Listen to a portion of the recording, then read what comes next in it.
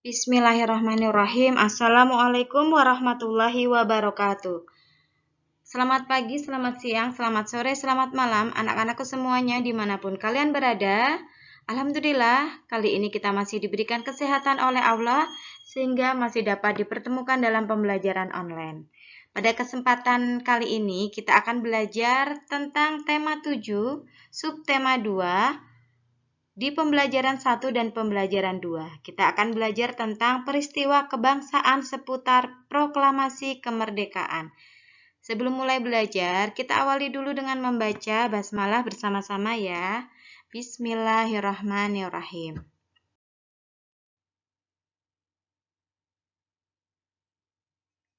Peristiwa penting seputar proklamasi kemerdekaan. Ada 3 peristiwa penting, yaitu pembentukan BPUPKI, kemudian pembentukan PPKI, lalu nanti peristiwa Rengas Dengklok. Pembentukan BPUPKI dibentuk oleh Letnan Jenderal Kumakichi Harada.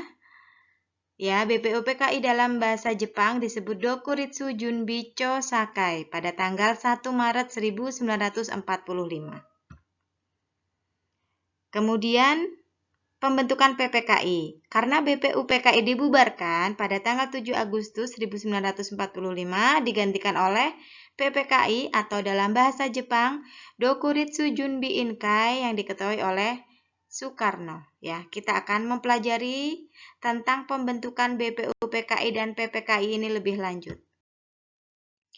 BPUPKI, kepanjangan dari Badan Penyelidik Usaha-Usaha Persiapan Kemerdekaan Indonesia.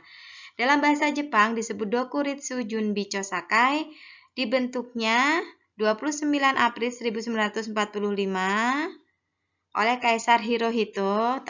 Namun usulan dibentuknya itu sudah sejak tanggal 1 Maret ya. Jadi kalau dalam buku yang kalian baca itu BPUPKI dibentuk pada tanggal 1 Maret 1945 ya oleh Jenderal Kumakichi Harada. Ketuanya Rajiman Wedjodiningrat, kemudian wakilnya Raden Panji Suroso, dan dari Jepang Ichibangase Yoshio. Anggotanya 67 orang. Tujuannya untuk menyelidiki persiapan kemerdekaan karena bangsa Indonesia diberi janji akan dimerdekakan oleh Perdana Menteri Jepang pada saat itu Koiso. Ya, janji itu diucapkan pada tanggal 7 September 1944 setelah kemenangan Perang Asia Timur Raya.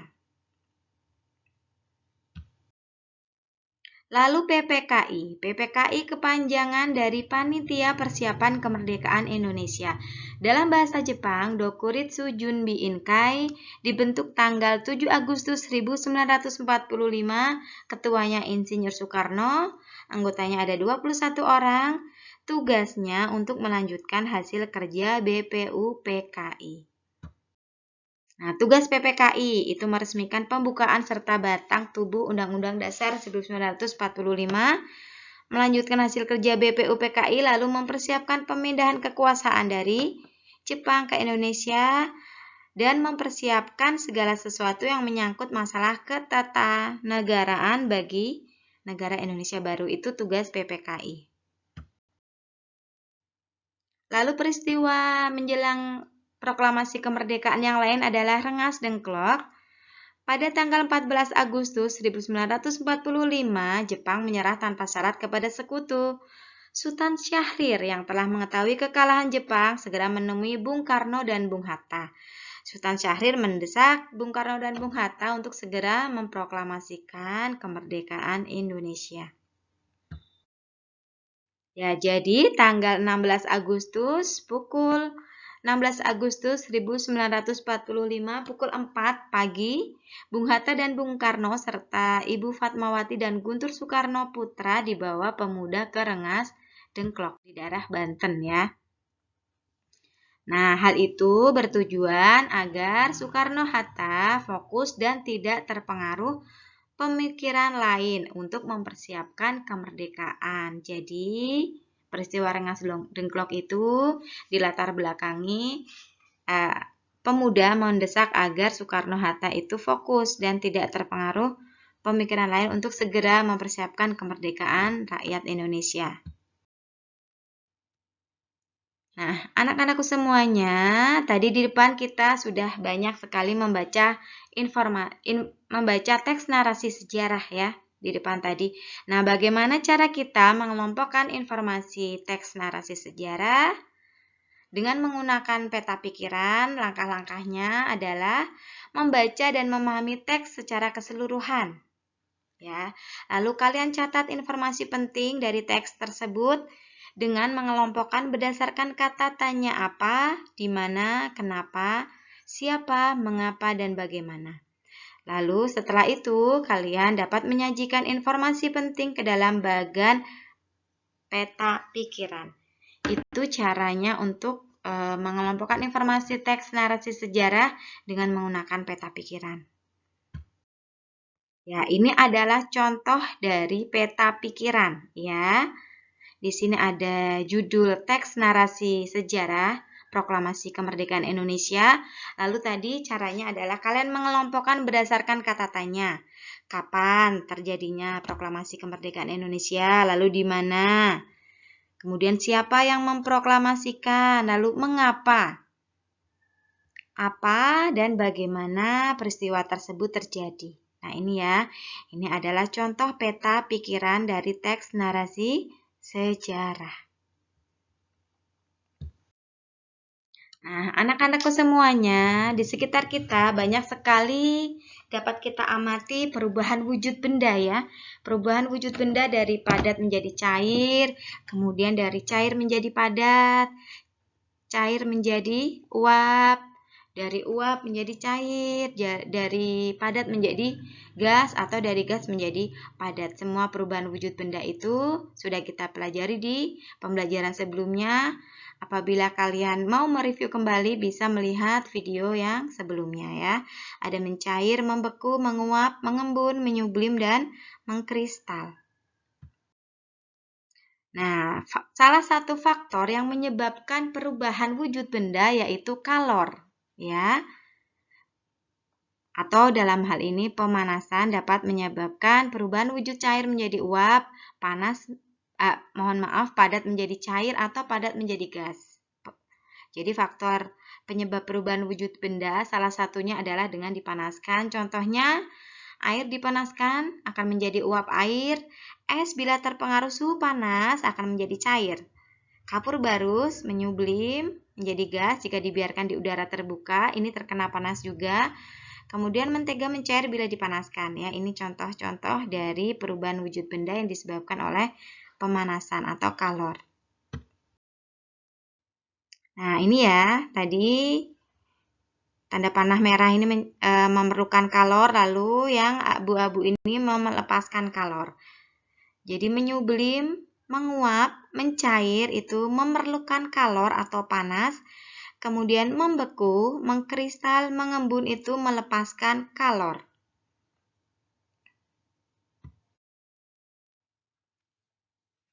Secara garis besar, perubahan benda itu dibedakan menjadi dua macam, perubahan fisika dan perubahan kimia.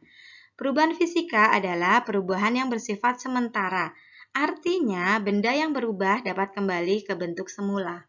Kemudian perubahan kimia itu perubahan benda yang bersifat permanen atau tetap, artinya benda yang telah berubah tidak dapat kembali lagi ke bentuk semula. Ya, itu adalah perubahan fisika dan kimia. Kita akan mempelajari contoh-contohnya. Apa saja contoh yang termasuk perubahan fisika dan perubahan kimia? Nah, ini perubahan kimia ya, tidak dapat kembali lagi ke dalam bentuk semula. Kayu dibakar berubah menjadi arang ya, dan tidak dapat berubah menjadi kayu lagi. Ya, jadi arang itu tidak akan bisa berubah menjadi kayu lagi. Itu contoh perubahan kimia, tidak dapat kembali ke bentuk semula. Kertas dibakar menjadi abu, betul ya? Dan abu tidak dapat dibentuk lagi menjadi kertas, ya, karena nanti sudah berterbangan. Ya, itu adalah contoh perubahan kimia. Masih banyak lagi contoh perubahan kimia yang lain kalian dapat amati di dalam kehidupan sehari-hari.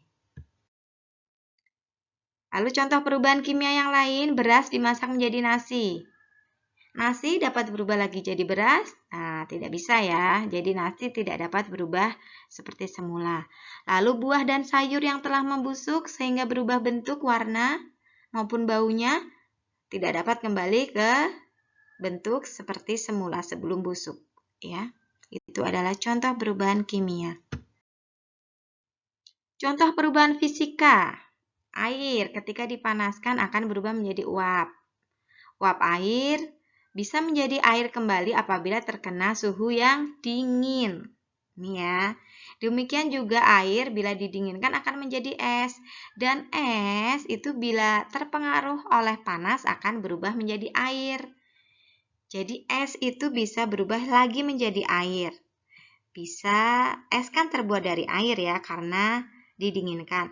Tetapi karena proses atau mengalami pemanasan, es itu bisa mencair atau berubah lagi menjadi air. Itu perubahan fisika. Dapat berubah menjadi bentuk semula. Nah, ini ya contohnya, air dimasukkan ke dalam freezer akan menjadi es, tapi es yang dibiarkan di ruang terbuka akan kembali menjadi air. Nah, anak-anakku semuanya, di antara kalian ada yang gemar menari? Ya, tarian ini sudah sejak zaman sebelum proklamasi atau sejak nenek moyang kita juga sudah ada tarian ya. Bermacam-macam tari kreasi daerah yang biasanya itu memiliki tujuan dan maksud tertentu. Ya. Nah, dalam gerak tari kreasi daerah itu para penari agar terlihat indah atau terlihat kompak dalam gerakannya itu mereka menggunakan pola lantai. Pola lantai adalah perpindahan atau pergerakan posisi pada tarian yang dilakukan secara berpola oleh penari. Nah, para penari ini menggunakan pola lantai agar tarian terlihat lebih menarik. Jadi gerakannya terlihat kompak ya, tidak ada penari yang ke kanan, ada yang ke kiri atau ada yang maju, ada yang mundur ya. Nah, itu tadi pola lantai adalah perpindahan atau pergerakan posisi pada tarian yang dilakukan secara berpola oleh penari. Nah, pola lantai ada beberapa macam, yaitu pola lantai vertikal.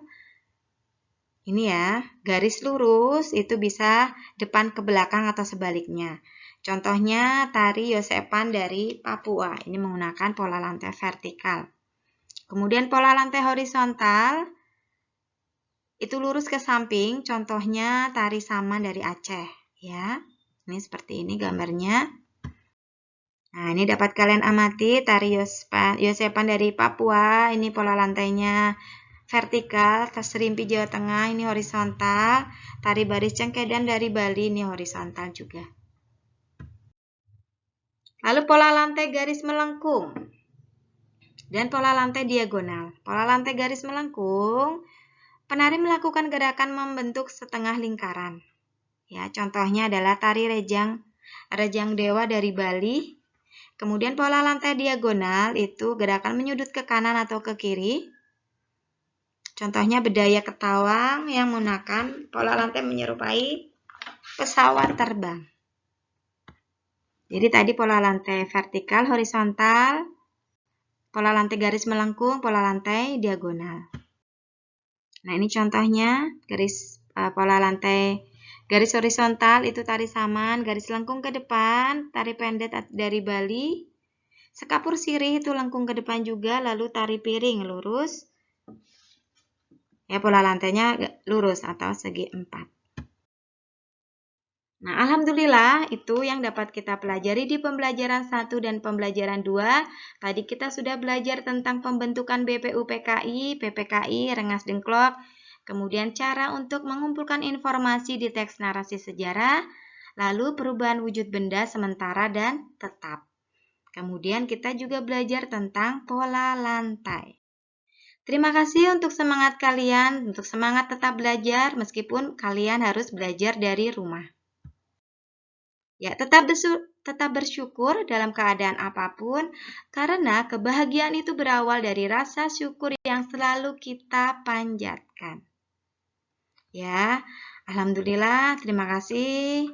Mudah-mudahan bermanfaat. Wassalamualaikum warahmatullahi wabarakatuh.